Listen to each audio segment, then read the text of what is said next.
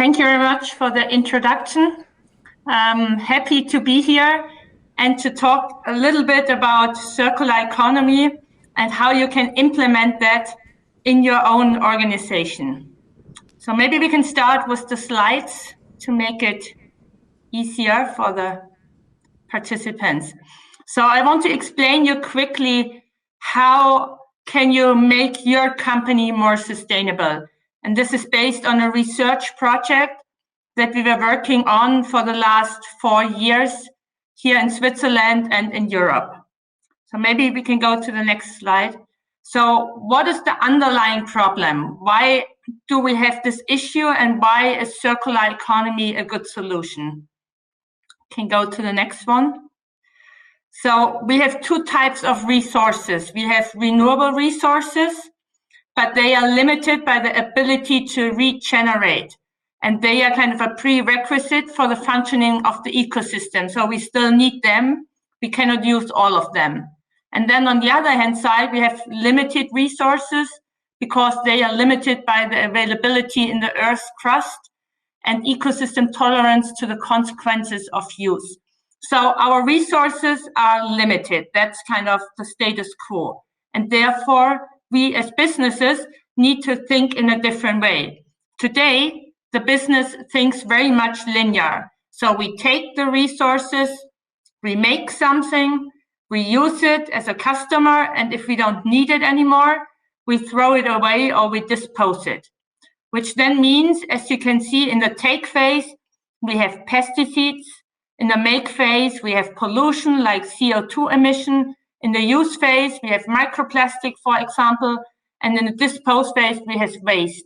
And this is kind of the orange thing that you can see, that the waste is really a lot. And it gets more and more because waste is just there by design. This is how our economy on a worldwide basis is working, is functioning. We produce something, and if we don't use it anymore, like clothes, etc., we just throw it away, and this creates waste. Therefore, the solution is a circular economy. And I'm totally convinced if we really want to change something, we need to engage in circular economies in all different industries. So what does that mean? We take something, we make it, which is similar, then we use it, which is similar, but then, and this is different, we recover. So we don't throw it away. So we recover and we use the resources again and again. And this helps us to not using the resources to the same extent than in the linear economy, and to protect our environment and our planet. And as you can see here, the orange kind of mountain is not that high than on the other slide. So, but in order to do that, it's important that we change our business model. So for us, the business model is kind of the way we do business in an organization. It's a very prominent concept, and I've done a lot of research in that field as well. So a business model, and this is how we define it, a business model really describes what do you offer to your customer? How is the value proposition created? Who is your target customer? And value, so how is revenue created? So if you want to implement a circular economy, you also need to think about your business model and to adapt your business model. And in order how to bring that together, and this is what we published in the Harvard Business Review, is that you need to go through those 4 steps. So this is very practitioner oriented, so you can just follow those 4 steps. And this helps you to put circular economy to work. So the first step means you need to close the loop. So first of all, you need to think about how can I, with my organization and with my partners, close the loop. And here one important step is definitely to understand how to design the product in a way that I can take the material apart and reuse it again. And this already starts with the design process. So you need to think about an intelligent design that allows you to take apart the product and to use the material again in order to produce new products.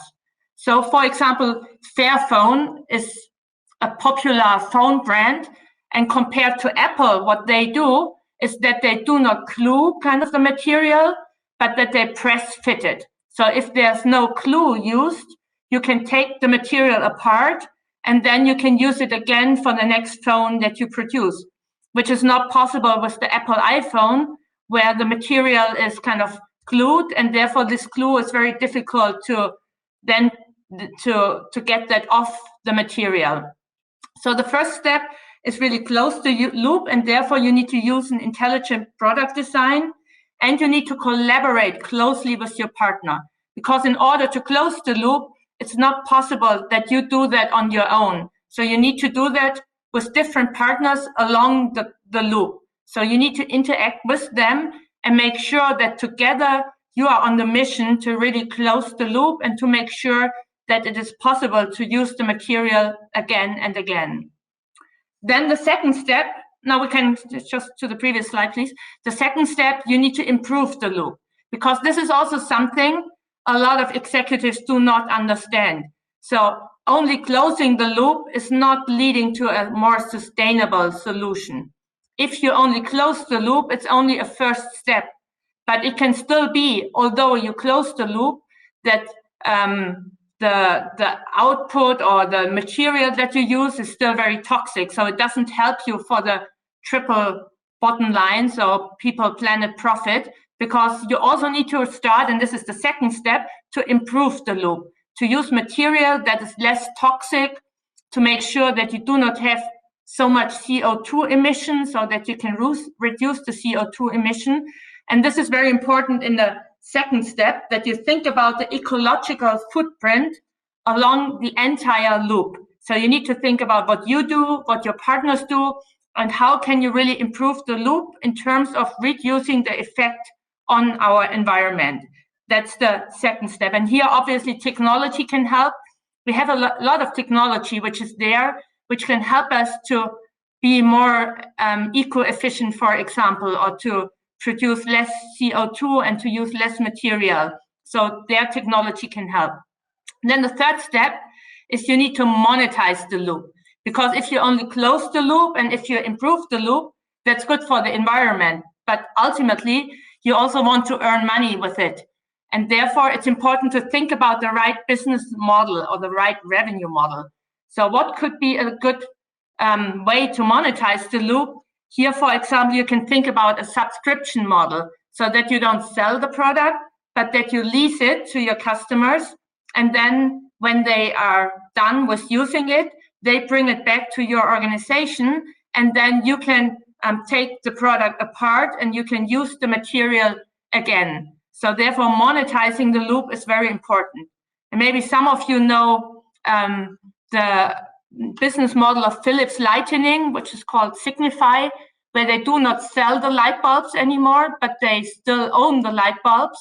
And then if the light is not working anymore, Philips is kind of replacing the light bulbs, for example, and you take them back. So it allows them to do the maintenance in time and to make sure that the material is reused again. So subscription, for example, is a very good revenue model in order to make sure that you can also make money with the entire business and circular economy. And then the last one is also to excite the loop, to make sure that the customers are really buying into that circular economy, that they want to go for it. And here for some Patagonia in California is a very good example, because they are very much into exciting their customers. Some of you might know their marketing strategy or their advertisements, where they say, do not buy this jacket, for example, because they want that the customers really understand that they take it serious and that they excite their customers to go for that brand, but rather buy less, but pay more for what they buy and then bring it back to the organization. So exciting the loop is the last step. And now we can go to the next slide, because what we then figured out, it's a bit difficult to read, but for those 4 steps, the close the loop, the improve the loop, the monetize the loop, and the excite the loop, we identified different underlying patterns, so to say, that you can just apply in order to get that circular economy working for your organization. So example for close the loop, you can see, here we have listed product reuse, part reuse, and upcycling. So yes, I can start thinking how I can implement that in my organization. So for example, product reuse, how can I reuse a product, or how can I reuse parts of the product? And if I think about that and if I implement that, this allows me to close the loop. Then the second one, improve the loop. Here are things like eco-efficiency, dematerialization, and things like that. And you can go through the list and then you can say, oh, I implement that for my organization, and this helps me then to fulfill the second step. And then the third one is monetize the loop. So that's exactly what I described with, for example, the subscription model or the pay-per-use, what Philips is doing with the light bulbs. And the last one, excite the loop, like the example of Patagonia, that you engage in experience selling, so that customers really have the experience when they buy products from your company. And the result of this research was, if you pick out patterns from each of the 4 categories, and if you implement them, this helps you to make your company more sustainable and to implement circular economy. So maybe we can go to the next slide, or maybe we can skip that one and then go to the next slide. So here just 2 examples. This one is easier to explain. This is Mud Jeans. They offer a monthly subscription for the leasing of jeans.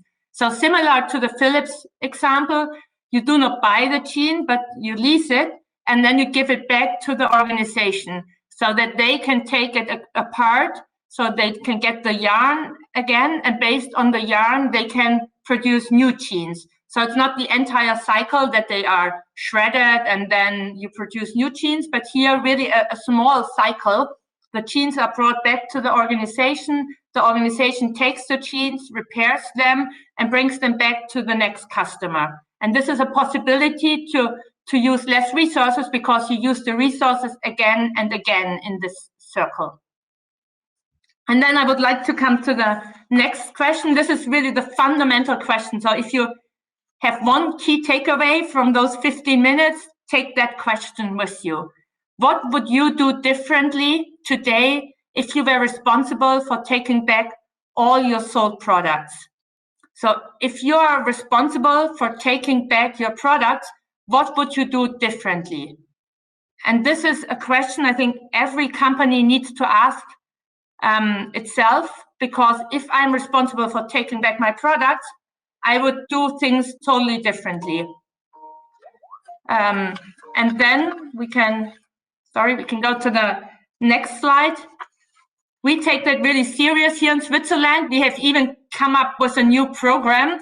If you are interested to learn more about it, you can also click on that homepage, www.embax.ch, because we do think that executives of the future need to really understand how to take decisions that the organization can act more sustainable, and that this is part of each and every leadership decision that we take. Maybe we can then go to the last slide.